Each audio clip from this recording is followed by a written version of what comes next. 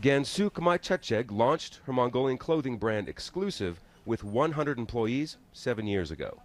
But because of an economic free fall from 17% growth in 2012 to a fraction of just 1% this year, she now only has 30 employees. In the past 4 or 5 years, the Mongolian economy only focused on the mining industry.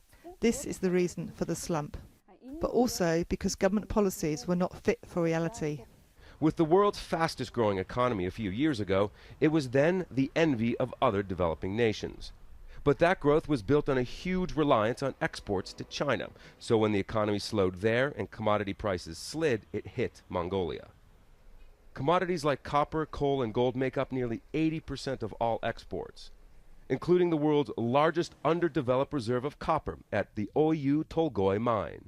So now the country has had to borrow billions of dollars to stay afloat. Last year, its debt was nearly 80% of its GDP.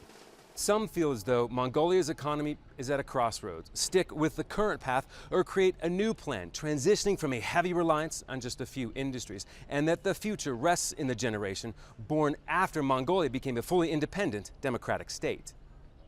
The over-reliance on exports, says well-known Mongolian TV commentator, holds the country back.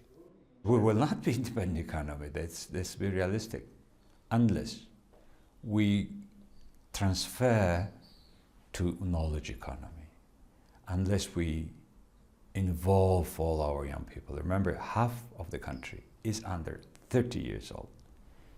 The unemployment rate has also been increasing, younger Mongolians making up the biggest chunk of those out of work. Foreign investment has also slowed, but it can't all be blamed on the economy. It's partly because of an unstable political landscape. So it's about sound policy making to attract private sector investments, but also predictability of policy making. And we've seen, for example, in the past in Mongolia with changes in government, fairly widespread rotations in the civil service. On the heels of an election last month, the former opposition with a landslide victory swept into leadership. Change is afoot. But to attract the needed investment dollars, business owners like Gansu Khmai say there needs to be some consistency and predictability to that change. Scott Heidler, Al Jazeera, Ulaanbaatar, Mongolia.